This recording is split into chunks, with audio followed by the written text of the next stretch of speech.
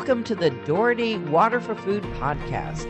Since 2010, the Doherty Water for Food Global Institute at the University of Nebraska has worked toward one goal, a food and water secure world.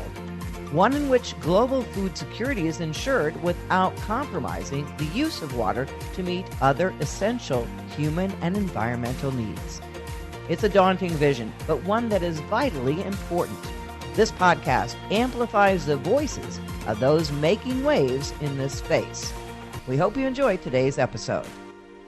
Welcome to our second installment of our series from the recent 2023 Water for Food Global Conference at the University of Nebraska.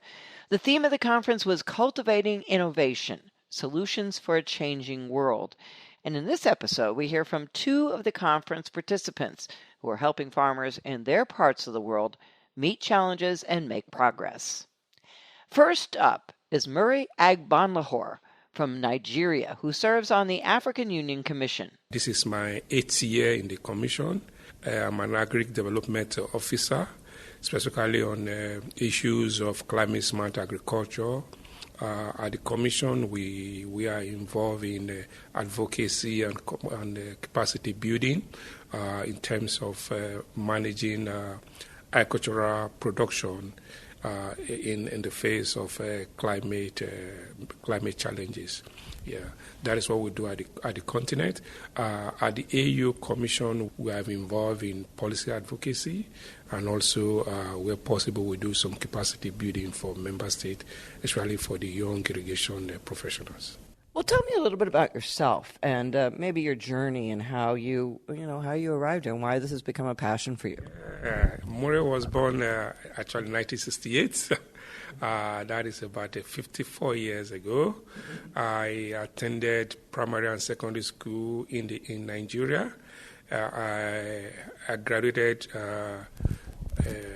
with a degree in agricultural economics.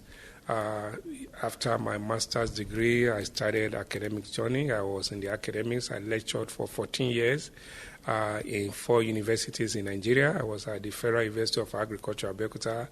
I did some adjunct lecturing at the Best University of Technology, then the National Open University of Nigeria also as an agri-economist. In 2014, I joined the African Union Commission as a policy officer in charge of resilient livelihoods. Mm-hmm. So that has been my track record.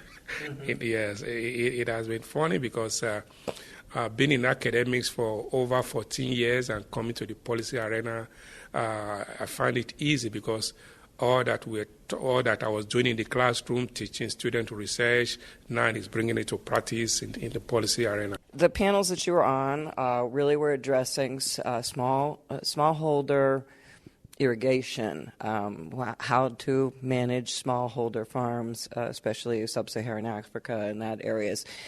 So talk a little bit about that first panel and what your message was there. The first panel was actually on funding. Mm-hmm. It addressed small-scale irrigation scheme in the continent, in Africa, mm-hmm. and the issue of funding. We looked at irrigation schemes that actually fit for purpose, and we identify 3 factors that interplays that affect the success or otherwise of small irrigation scheme in the continent. The issue of access to market was identified.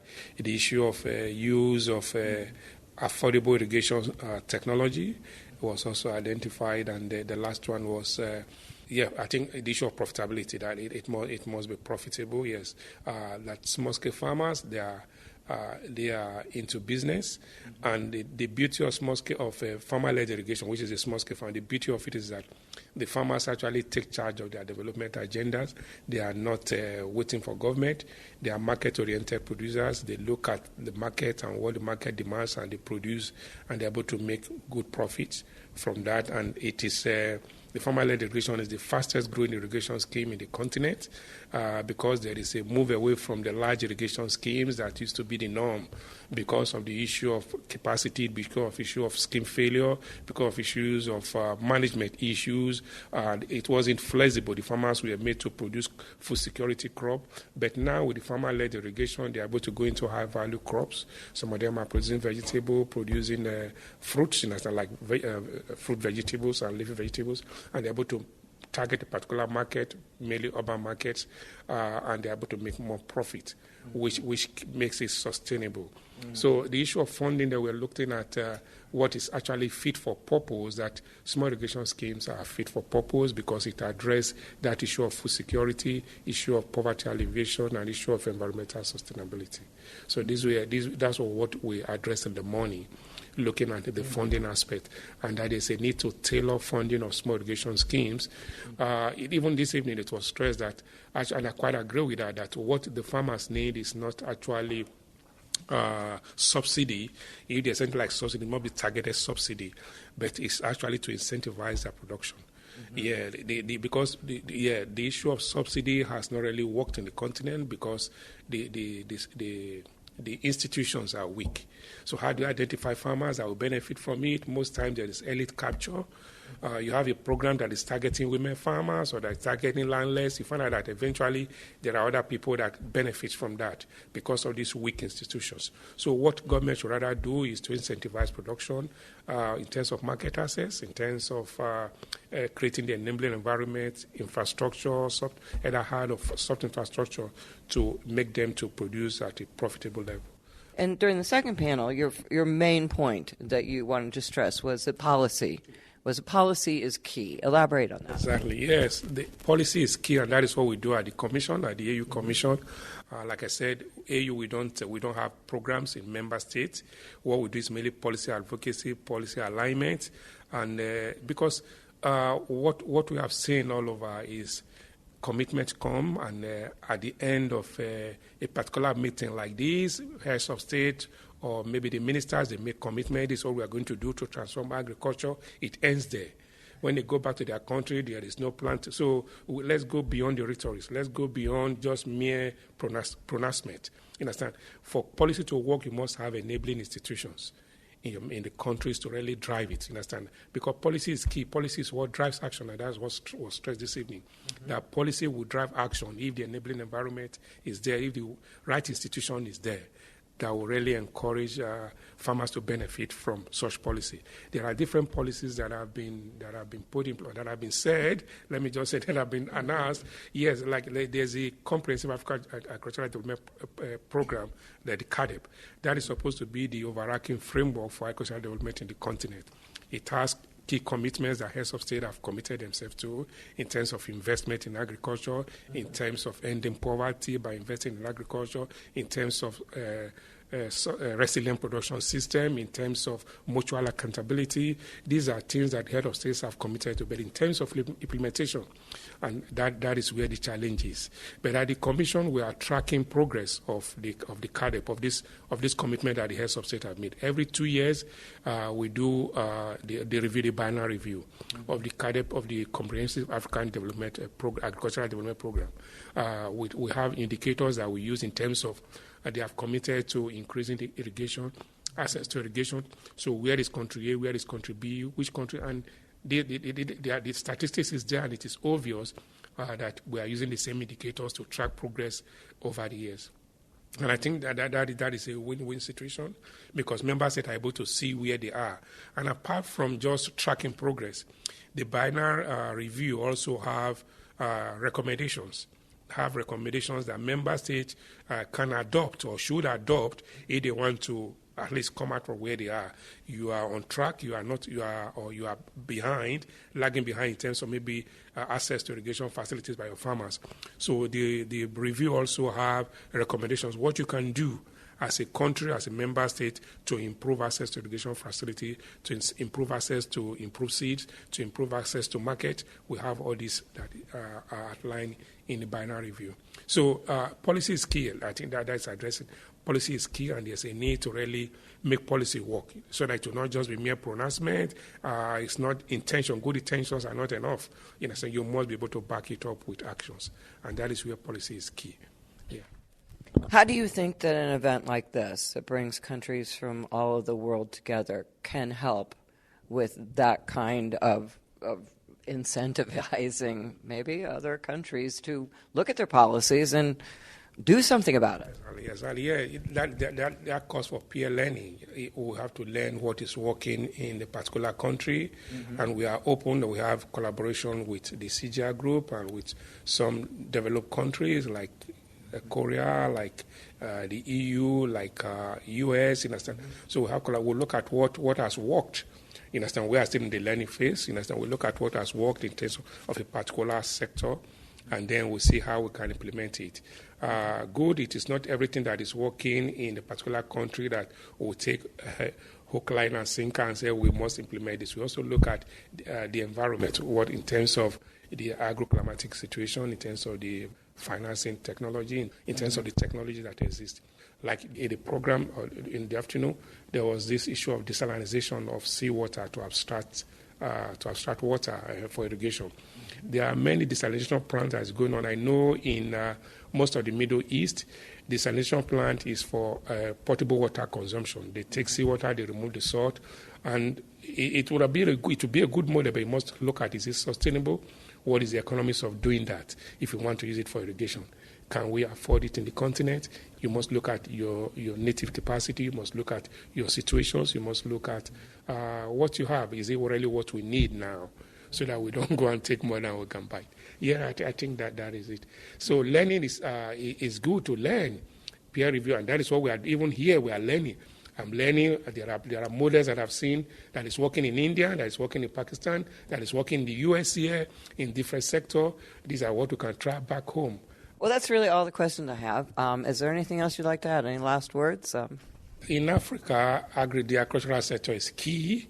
I was talking about the Malabo commitment. The Malabo commitment is actually defined the immediate future of African economies around agriculture development. If you want to put people out of poverty, agriculture is key.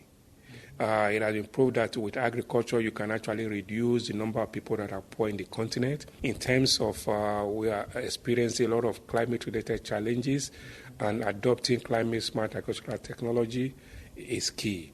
The small farmers need to be assisted with the right technology, with the right capacities, and with the right policy also. The policy is key to encourage and incentivize them.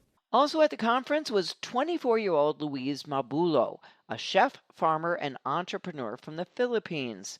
Louise was actually the very first guest on this podcast 3 years ago, so it was great to meet up with her and find out what she's been doing lately. So first of all, Louise, tell us a little bit about your background, starting from being a chef at just the age of 12. Yeah. So when I was 12 years old, I was a finalist in Junior Master Chef, which is a TV reality series. And I ended up becoming one of those early career culinary prodigies, working in kitchens at a very, very young age in my teens. And in those systems, I learned about food extending beyond me as a chef or beyond a dining table, but also going all the way to farmers and farm systems. And that kind of became my mandate of being able to cook good food that told the story of its producers, and also producing food myself. And in 2016, my town was hit by a super typhoon. And that meant that many of the farmers that I'd worked with for years were impacted by this event.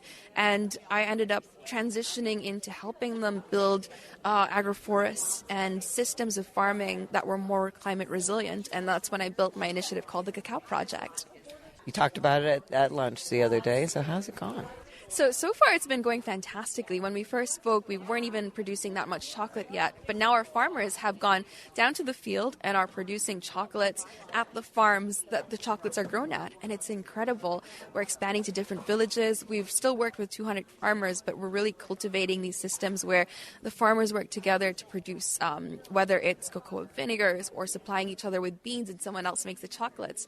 And now we're here in Nebraska and I'm able to bring the chocolates here and really bring this all full circle. So it's incredible so far. What do you feel about being here? Because you were supposed to be here in 2020. That's right. And there was a little, mishap called COVID. So what do you think about finally being able to be here? Oh, it's incredible to put names to faces and meet people in person and actually be in this ecosystem of industry people who are doing similar or even widely different work from what I do. So it's fantastic. It's 4 years in the making, so the anticipation buildup is just wonderful. Well, you probably met like hundreds of people here. And what are you going to bring home to you?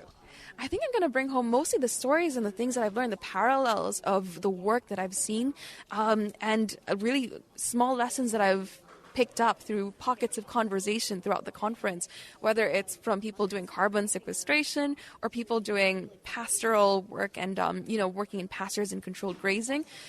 I've learned incredible lessons just from conversations. And I like to say it's like downloading 40 years worth of knowledge and experience in like a little coffee with someone. So it's fantastic. You're only 24 and you've already accomplished so much. What do you want to accomplish in the future? It's a big ask. There's so many wonderful things to do. For me, it's really looking at how agriculture can help with climate spheres and even like reduce climate overshoot and really marrying all of these different aspects of sunlight, air, and water, and culture and heritage, and bringing that together. But also making sure that more young people get into the field of agriculture, and inspiring more young people to take on different agricultural careers, whether it's farming or even design and marketing within these spheres. I think it's vital that we include more youth. What's your plans for the Cacao Project? How far can that go? Well, the Cacao Project is obviously chocolate production, but also we want to stream into agri-tech at some point. I think it's really vital to have better digitization and digital literacy within farming communities and make technologies practical to people on the ground, especially in the global south where, accessibility isn't that developed yet, and create more inclusive measures to bring agri-tech into countries like mine. Excellent. Any last words? Anything else you want to add? I think it's just one last thing is to cultivate a sense of land stewardship and find yourselves in ecosystems just like this where you can break down silos and talk to different industry people, especially as a young person. It's incredible to continuously learn and build responsibility for our planet and for the people around it. Thanks for joining us this time on the Doherty Water for Food podcast. Make sure to visit our website, waterforfood.nebraska.edu, to view show notes or subscribe so you don't miss future episodes.